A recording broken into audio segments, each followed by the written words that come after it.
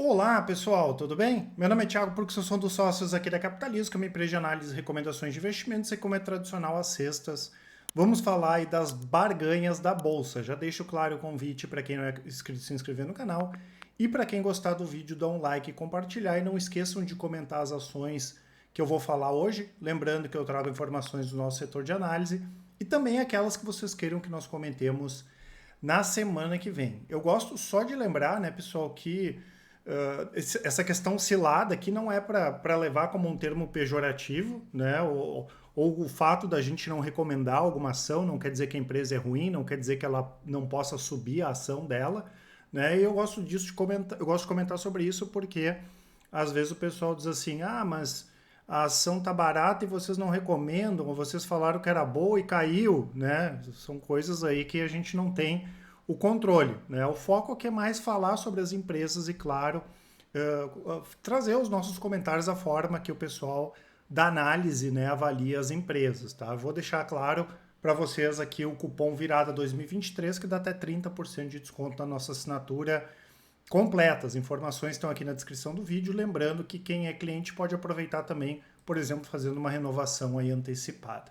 Então, essas aqui são as 4 ações que a gente vai comentar hoje: a Simpar, Movida, Taesa e a Grendene, que foram bastante pedidas por vocês, né? Lembrando que a Simpar é a holding que controla aqui a Movida, né?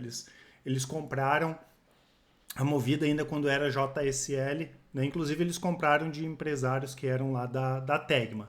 Então a Simpar, pessoal, é uma holding que atua em todo o Brasil e atua em outros países também. Existe uma expectativa até da empresa e das subsidiárias começarem a crescer no mercado europeu, e ela possui 7 operações independentes. Algumas têm capital aberto, outras ainda pode abrir, né? A gente tem a JSL, que tem capital aberto, tem a Movida que está aqui, tem a Vamos, tem a CS Brasil, Automob, tem a parte do banco digital e também a parte de infraestrutura, né?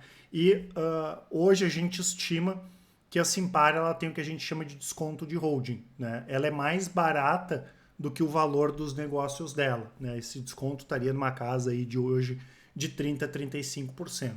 É uma empresa que está no momento desafiador? Sim. Por quê? Porque o juro não é bom para esse tipo de empresa. Essas empresas que trabalham com locação, né, não só de veículos de passeio, mas como outros veículos também que precisam comprar veículos e equipamentos, elas trabalham alavancadas, né? Os ativos são muito caros. Comprar um carro é um ativo muito caro. Né? Elas precisam se alavancar e em períodos de juros mais elevados, como esse que a gente está vivendo agora, o que acontece? A alavancagem faz com que a empresa pague muito juro de dívida, né? As despesas financeiras crescem bastante. Mas, por outro lado, isso não é surpresa, né? Isso já é uma estratégia da empresa, né? E a gente entende que o tamanho da dívida hoje é condizente com a estratégia da empresa, que é focada nessa questão de crescimento. Né? Eles têm entregado, assim, par no consolidado, mais de 20% ao ano de crescimento aí nos últimos 12 meses, o que é uma coisa bastante relevante. Né? Inclusive, a gente entende que essa queda, as ações caíram quase 70% do ano passado para cá, é um pouco exagerado, né? Mas muito até por esse receio, né? Em relação a essa questão que o juro continue subindo e que isso prejudique mais ainda a parte financeira da empresa, tá? Nós não entendemos que a Simpar é uma cilada, né? Pelo contrário, é uma ação relativamente barata, relativamente uma barganha, só que, claro, a gente sempre tem que ficar de olho nessa questão aí da alavancagem do pagamento de juros, né? Lembrando que a gente prefere ainda a exposição, mesmo que esses múltiplos estejam mais altos na Simpar, mas também a gente teria que ajustar por algumas questões de balanço, né? Porque a contabilidade fica diferente da holding em relação às subsidiárias, mas a Movida também é barata. A gente prefere estar na Simpar porque o controlador está lá. Né? Se fosse para escolher uma das duas, principalmente por longo prazo. Mas são duas boas empresas, né? E são, né, como a gente falou, relativamente baratas, e a Movida é outra, né, que não tem como a gente dizer que é uma cilada, tá? O que acontece no caso específico da Movida? O que nós tivemos de ruim aí nos últimos trimestres? Nós tivemos uma desaceleração no crescimento das vendas quando a gente pega aquela linha ali da venda de seminovos. Lembrando que essa linha que acabou sustentando os resultados aí dos últimos trimestres, foi onde a empresa mais ganhou dinheiro, tá? Tem outras questões que as pessoas vêm nos perguntando, ela tem essa questão da alavancagem também, assim como é a Simpar, que é primeiro em relação à questão da concorrência com a Localiza, porque nós tivemos aí a fusão aprovada da Localiza com a Unidas, e nesse momento a gente não acha que é tão complexo isso, até porque dificilmente a Localiza faria uma guerra de preços, né? Então, o que poderia sim ser prejudicial aí para a Movida, mas nesse momento dificilmente eles fariam um movimento desse, até porque seria um tiro no pé, tá? E outra questão que muitas pessoas nos perguntam é sobre a possibilidade de perda de incentivos, porque essas empresas aqui, elas têm desconto, né, para comprar direto das montadoras. A gente já comentou algumas vezes sobre isso, que se tirar isso aí, daí as montadoras, né, o mercado já... Esse ano, se ficar empatado, né, a produção e venda de veículos aí já é uma vitória, tá? Então, se tirar as locadoras aqui que representam um quinhão muito grande das vendas, ficaria muito complicado mesmo. Então, a gente acha dificílimo, né, ter alguma perda aí de incentivo que pudesse fazer com que elas comprassem menos carros das montadoras. E claro, a gente olha os indicadores ali da Movida, bastante achatada, principalmente pela baixa aí das ações, né? Porque ela também divulgou resultados operacionais bons, mesmo que na última linha poderia ter sido melhor, mas também sofre com essa questão da inflação e dos juros, né? Um PL aí na casa de 3 vezes e um PVP de 0,97, uma ação barata também aí, a Movida. Nós temos aqui a Taesa, né, pessoal, que a Capitalizo tem uma visão um pouco diferenciada do mercado. Claro que a gente não vai fazer análise dos outros, análise de análise, isso nem pode fazer, é bastante antiético, né? Mas a gente sabe que muita gente considera a Taesa uma ação cara e a gente considera barata. Não é uma super barganha, mas não tem de forma alguma como colocar ela aqui como cilada, né? Em termos de ativo, né? É a melhor empresa quando a gente fala de transmissão, né? A gente não pode esquecer que esse segmento dentro do setor elétrico é o grande filé de transmissão, tem os contratos fechados. A Taesa é uma das principais transmissoras, né? Ela tem a receita diversificada em praticamente aí todo o país, são 18 estados mais o Distrito Federal. O prazo médio das concessões é grande também, aí mais de 17 anos.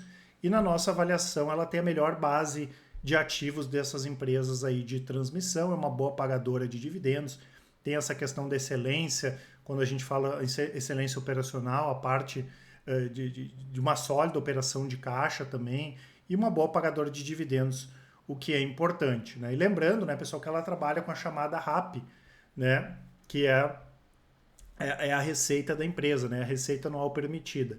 E como é que funciona isso, né? No caso dessas instalações licitadas, onde ela participa desses leilões, a receita é definida lá no momento da proposta, né, considerando sempre aquele valor menor de RAP a partir da entrada da operação comercial, tá? E essa RAP, ela é reajustada de acordo com o contrato de concessão. Então a empresa sabe quando essa RAP aqui vai diminuir. No caso, quando a gente compara com a Transmissão Paulista tem mais RAP para perder aí do que no caso a Taesa, né? E se a gente pegar daqueles ativos que foram leiloados entre 99 e 2006, a RAP é corrigida anualmente pelo IGPM e ela reduz pela metade a partir do 16º ano de operação.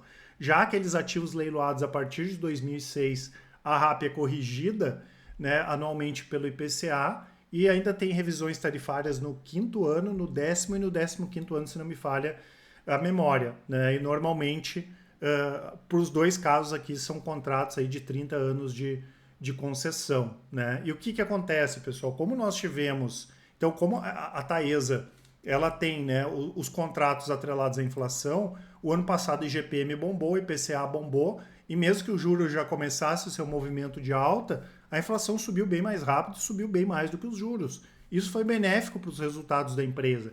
E recentemente nós tivemos o movimento contrário, né? Nós tivemos a inflação, com alguns meses com deflação, que até seria normal, quando a gente leva em conta o tamanho da inflação que nós tivemos, E as empresas também são bastante alavancadas porque elas têm uma previsibilidade muito grande da receita. Então é normal ter empresa do setor elétrico com mais dívida. E também tem muita dívida atrelada à taxa de juros.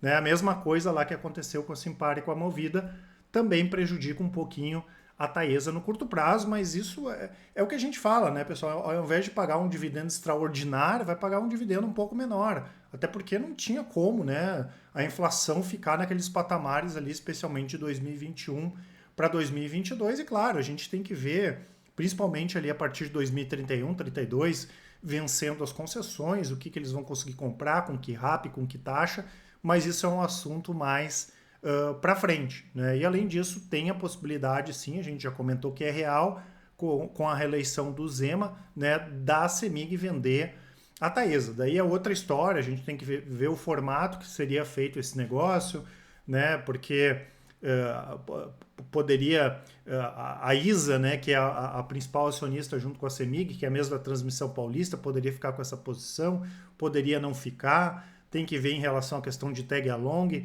né, tem que ver com a TBE, que é uma joint venture que eles têm junto com a Lupar, que é um ativo excelente, que a Lupar teria direito de ficar com esses ativos caso a CEMIG vendesse a Taesa, daí é uma outra história, mas no nosso entendimento não teria dificuldade para encontrar compradores aqui para a Taesa, e com a baixa recente aí das ações, as ações acabam ficando mais atrativas. Né? Lembrando que a Taesa anunciou pagamento de dividendos ontem, né, vai pagar R$ 1,33 para cada ação TAE11, isso dá um yield aí, para cada unit, né, TAE11, dá um yield aí na casa de 4%, vai receber esses dividendos quem ficar com as ações do dia 10 para o dia 11, agora de janeiro, e o pagamento vai ser no próximo dia 23 de janeiro. Então, longe para a gente de ser uma ação cara, né, ou uma cilada, né. Como tem sim ativos no setor elétrico que são mais baratos, a gente não pode chamar de barganha, mas coloca ela aqui assim com uma ação barata e uma empresa de uma qualidade excepcional.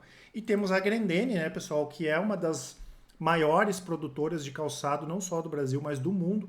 É uma empresa gigante, tem mais de 20, quase 20 mil funcionários, tem mais de 10 fábricas espalhadas no Brasil e ela tem atuação global, exportando aí para mais de 100 países e tem uma capacidade instalada de mais de 250 milhões de pares ao ano. Então eles não têm muita necessidade de investimento e aí a gente consegue ver isso lá com aquele caixa que a empresa tem.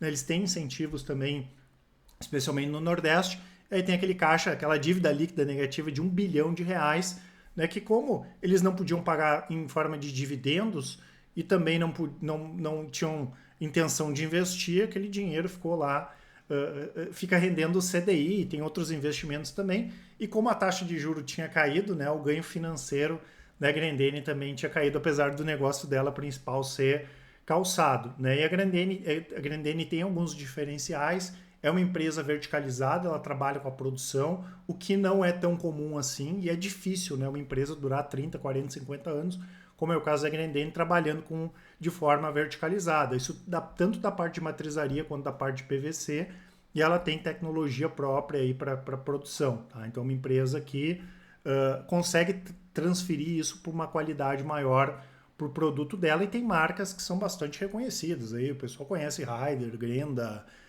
Melissa, né? Fora a parte que eles trabalham com os produtos terceirizados e licenciados da Zaleia, né? Que estava com a Vulcabras, Ivete Sangalo, Mormaia e várias outras marcas. Né? Então ela também é uma boa pagadora de dividendos, mesmo estando nesse setor que não é tão comum ser um bom pagador de dividendos, e além disso é uma empresa que tem essa estrutura de capital bastante sólida. E o que acontece, né, pessoal? A empresa teve alguns problemas nos últimos anos, especialmente ali de 2000, a partir de 2014, 15, ela teve dificuldade para aumentar o volume de vendas e tinham mercados que eram bons, por exemplo, a Grendene, como o mercado argentino, que acabou aí naufragando, e a empresa também errou em algumas coleções, e isso deixou a receita dela mais estável por um bom tempo. Né? Mas como eu falei, ela tem essa vantagem de o mercado melhorando, ela exportando mais, ela não tem essa necessidade de fazer muitos investimentos para aumentar a produção, além dessa posição muito forte aí de caixa.